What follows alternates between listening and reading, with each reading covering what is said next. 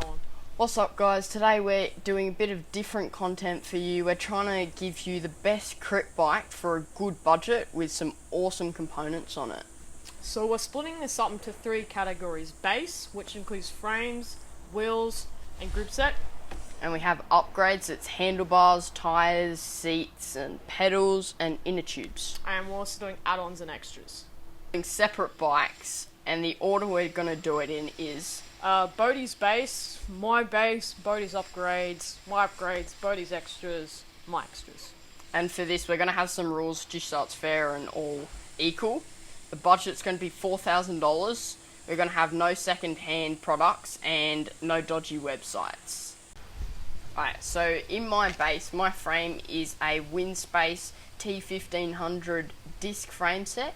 It costs $1,580. What's your thoughts on this? So I think it's a really good aero set for your windier courses that are quite flat. This is the perfect frame you could choose. But if there's courses that have a little short, sharp, steep hill, maybe a bit of a lighter frame would help. But looking at your physique, I think he's okay. Yeah, I'm pretty light and I like those climbs, so a bit more weight isn't really going to impact me than those bigger guys. But so I opted for race wheels and training wheels, so you can have that option of the training rides without destroying your nice deep carbon wheels, which I have gone pretty deep. I've gone a 60mm carbon wheel, which is quite nice. It's $770 for those, and for my training wheels, I've got the FFWD disc gravel wheel set, which I want a bit more durable wheel set for my training, so if I hit a pothole or anything, it's not just gonna snap, and that's $533. Opinion on my training and race wheels? I think it was a great idea to opt for the gravel. So in your recovery rides that are easier, you're not just stuck to the road. So you can look at light, easier mountain bike trails or just some good gravel tracks. Yeah, so I've got my group set. It's a Shimano 105 disc one. It's the R7000, so I still like 105. I ride on 105 at the moment because we all don't have the money for Di2 and Ultegra and all that. But so that's come at $363. So what's your bike, Andy? So my frame, I've opted for a Yolio R21 disc 2021 edition. It was a lot cheaper than Bodie's frame. It was $1,215.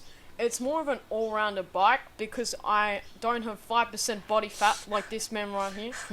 And so for those short, sharp climbs, I've got a bit of advantage in that front. What are your thoughts? Yeah, like it is still a light bike, but that thing has a nice frame, so it's nice and aero still on those windy days, but it's just not going to be at the same aero advantagement as my Windspace, but I still think it's a pretty good frame.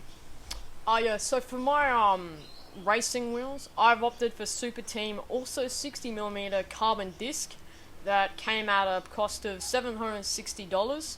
I've also opted for training wheels, so as Bodie says, I don't wreck them out on a training ride where I casually crash a lot.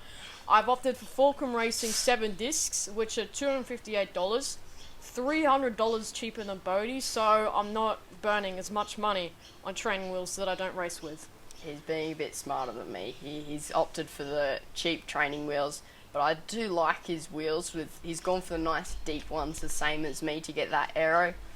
And yeah, I opted for a nice set of training wheels because if it is a really big crosswind day, I'm not going to have that deep section wheel that's going to make me fall off the bike because I'm so light. But it's not as much of an issue for Andy because he's a bit heavier than me. What was your group set, Andy? So for my group set, I also opted for a Shimano 105. If you ride SRAM, I also hate you. It's not personal, but you know. It's an R7000 disc group set. It also costs $363. I hate to tell you, we don't like SRAM people here. So we're now on to the upgrade section. Bodie, what did you do for your upgrades? Yeah, so for my handlebars, I went for a fully integrated handlebar and stem, which was carbon.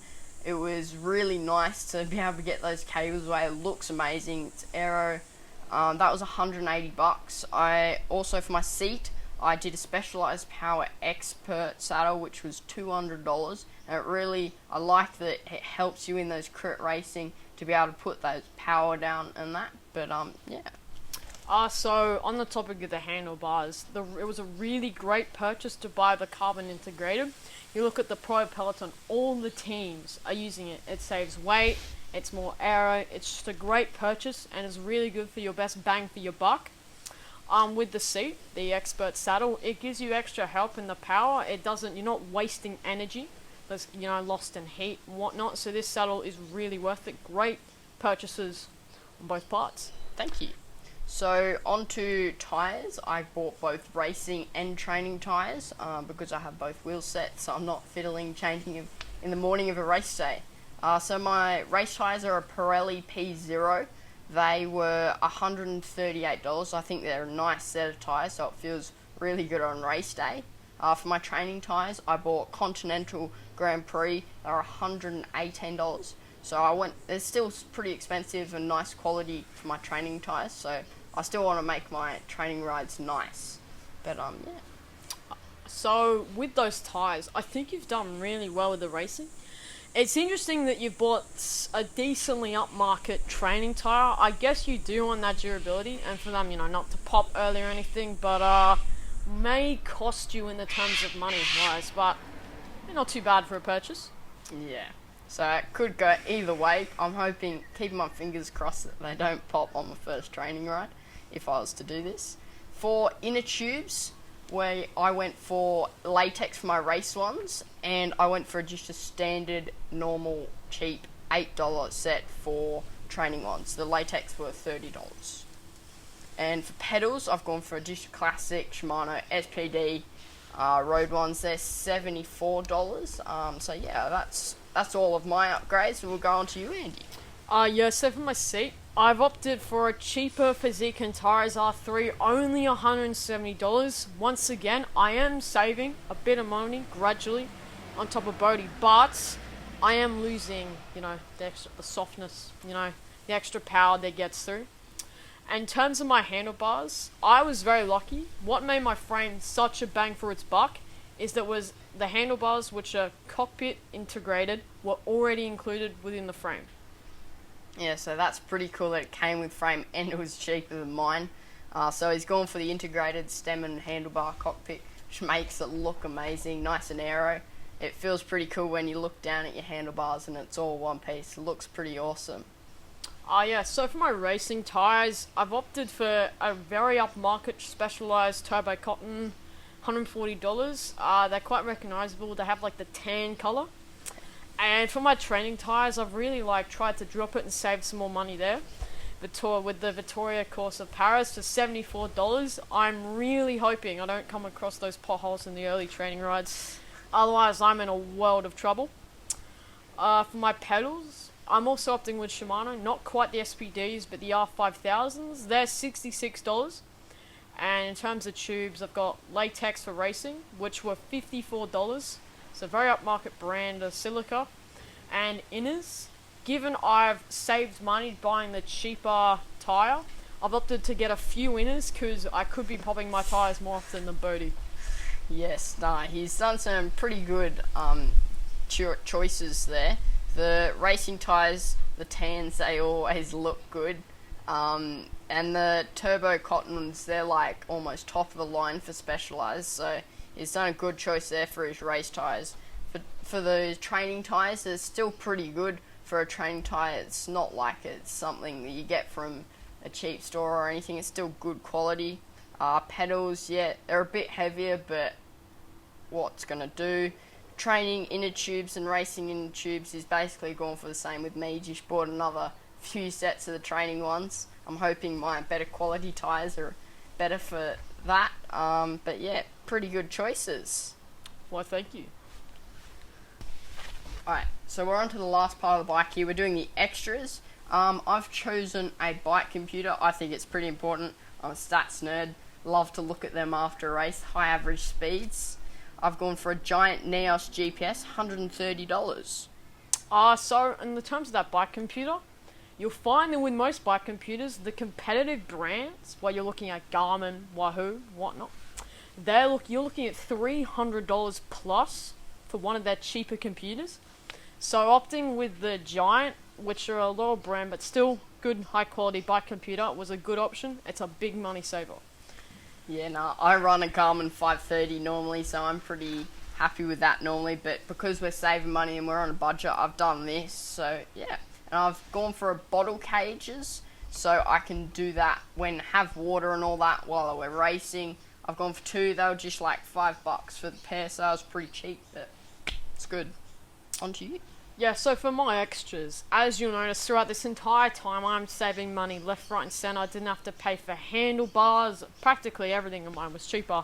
So with all these saved, I've clocked over $600 saved more than Bodie. So I could spend this on a power meter. Lower end, a Magini P325CS, which was $500. I could also buy a fancy bike computer, one of the competitive brands, a Wahoo Element Bolt GPS for $325. Along with this, I can also buy an Aero computer mount for the Wahoo Element, which cost me $30.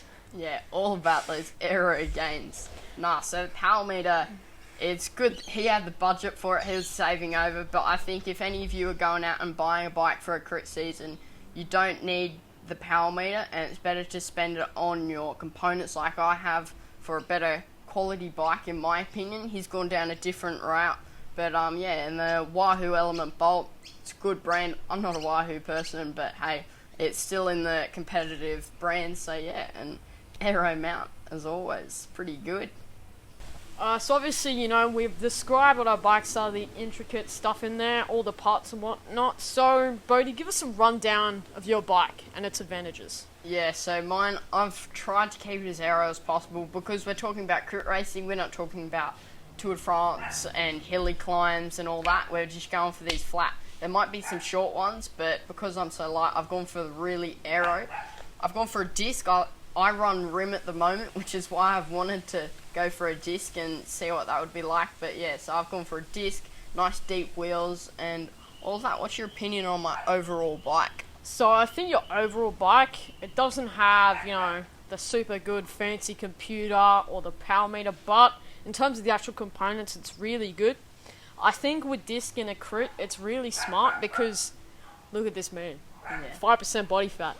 Not many of us can relate, so he is lucky that he can, you know, he doesn't need that extra light bike, that he can put it towards being a more aero setup.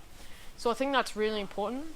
He's going for a comfier saddle than me, you know, better pedals, all the little intricate stuff. I think it's really helped him.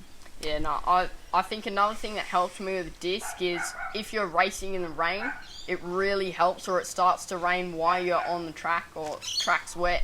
It really helps you with that braking power, which is why I've gone for disc. But no, I think I like a good quality bike instead of extra things like the power meter. But yeah, onto yours. So in terms of my bike, it was a bit more of an all-rounder bike. So it wasn't, you know, a bit heavier but super aero. It had, you know, a bit lighter, which helps us all not 5% super high metabolism riders like himself. And I was a bit iffy on the discs. Yes, it does help in braking, but that's an extra 500 grams. You know, some of us like to eat a bit of cake at dinner. You know how it be. But I think that's why I opted for, you know, the still lighter bike. Yeah, like his bike is light. It's still aero. It's pretty good bike. He's gone for the same disc, which yeah, he's opted to do the same as me, which is interesting. Pedals, everything's gone a bit worse quality than mine. It was cheaper, but it's still up there. It all works and everything, just so he could have that bike computer and power meter. Because he's a bit of a stats nerd, a bit more than me. But nah, pretty good. Hope you guys like this video. It was awesome. Hit that subscribe button and hope to get you more racing content when we go back. Yeah, in a few weeks. Thank you. Thank you.